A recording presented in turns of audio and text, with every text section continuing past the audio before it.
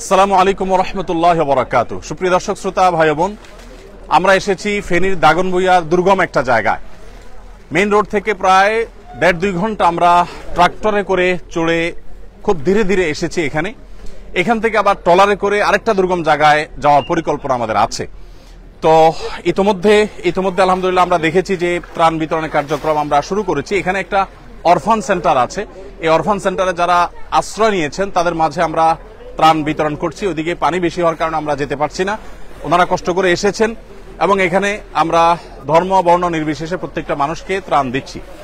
এখানে যে জিনিসগুলো আছে এর মধ্যে চাল আছে, ডাল আছে, তেল আছে, সয়াবিন তেল আছে এবং লবণ এবং চিনি আছে। আর এর বাইরে আরেকটা প্যাকেটে বিস্কিট, মুড়ি এবং পানি এবং অন্যান্য শুকনা খাবার আছে। তো আমরা তাদের মাঝে এই জিনিসগুলো বিতরণ করছি। ইনশাআল্লাহ বিদিনিল্লাহ এগুলো শেষ করে আল্লাহ যদি তৌফিক দান করেন আমরা চলে যাব মহিপাল থেকে ইনশাআল্লাহ ফেনীর আরেকটা এলাকাতে আমরা আজকে বিতরণ করব। গতকাল এবং আজ আমাদের যে সমস্ত ত্রাণবাহী গাড়ি এসেছে সেই ত্রাণবাহী গাড়িগুলোর মধ্যে থেকে এখানে এসেছে 2টি গাড়ি, ফেনীতে গিয়েছে 2টি গাড়ি, কুমিল্লা গিয়েছে 3টি গাড়ি, আর লক্ষ্মীপুরে গিয়েছে 1টি গাড়ি। এখানে একটা গাড়ি এসেছে দুঃখিত, এখানে একটা গাড়ি, নোয়াখালীতে লক্ষ্মীপুর একটা গাড়ি, ফেনীতে 3টা গাড়ি এবং কুমিল্লাতে 3টা গাড়ি। এই গাড়িগুলো আমাদের গত রাতে এসেছে, সবগুলো লরি ভর্তি মাল। আর আল্লাহ যদি তৌফিক দান করেন ইনশাআল্লাহ একইভাবে আগামীকালও আমাদের ত্রাণবাহী গাড়িগুলো ঢাকা থেকে ছেড়ে আসবে এবং বিভিন্ন দুর্গম এলাকাতে সেগুলো চলে যাবে। কুমিল্লার আজকে ব্রাহ্মণপাড়াতে আমাদের বিতরণ কার্যক্রম চলছে।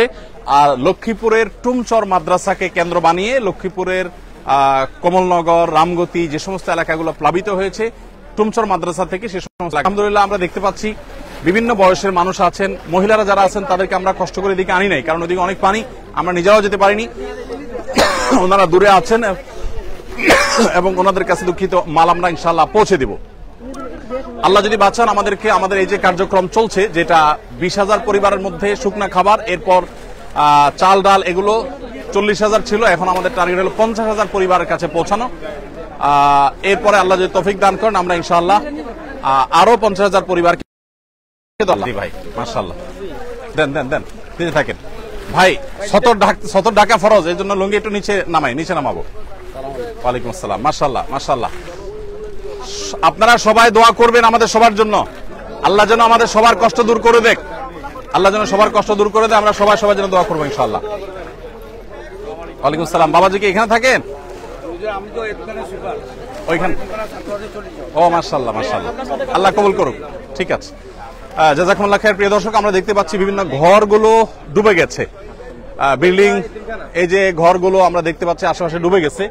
আর এই পাশে টিনগুলোতে একেবারে চাল ছুঁই পানি। আমরা যতদূর আসছি এরকম দুরবস্থা দেখতে পেয়েছি এবং এর চাইতে দুরবস্থাও দেখেছি যে টিন একেবারে ডুবে যাচ্ছে, জাস্ট ছুঁই। এখানে আমরা দেখতে পাচ্ছি মাত্র 3-4 ফিট পরেই টিন ডুবে যাবে, এরকম একটা অবস্থা। মানিকলাল, আপনার ঘর কিসের, বিল্ডিং না কাঁচা? ঘর ভালো আছে? ভালো আছে। যদি ঘর মেরামত করা লাগে সেটাও আমরা টাকা দিব। ঠিক আছে। আল্লাহ তাআলা আমাদের সবাইকে হেদায়েত দান করুন। ওয়ালাইকুম আসসালাম। বাবাজি ভালো আছেন আপনি? বকরা একটু হেল্প করো। ওয়ালাইকুম আসসালাম। দাও বাচ্চাকে দাও। আমরা দেখতে পাচ্ছি যে মানুষ এখানে, মহিলারা তারা এই বুক পানি ভেঙে তারা যেতে হচ্ছে বাজারে, শহরে। এর বাইরে আসলে তাদের আসলে যাওয়ার তেমন কোনো জায়গা নেই। এদিক থেকে আমরা দেখতে পাচ্ছি যতদূর চোখ যায় শুধু অথই পানি আর পানি, আমরা যত গভীরে যাব শুধু পানি আর পানি।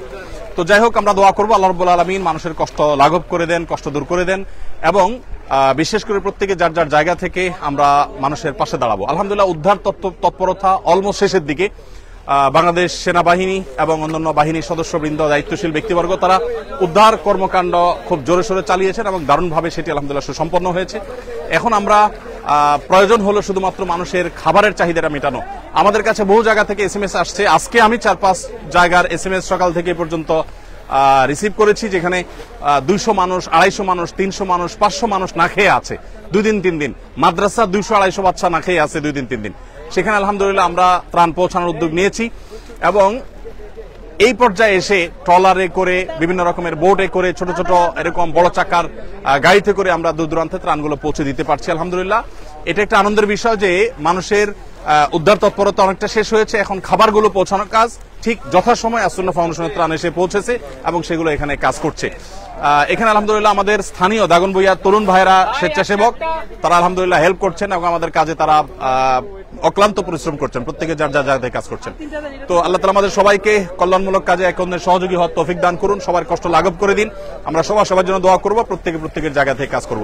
আল্লাহ তাআলা আমাদের সবাইকে তৌফিক দান করুক। আমরা শেষ করছি ইনশাআল্লাহ বিদিনিল্লাহ। ফেনীতে অন্য কোনো স্পটে যদি নেটওয়ার্ক থাকে আবার দেখা হবে, কথা হবে।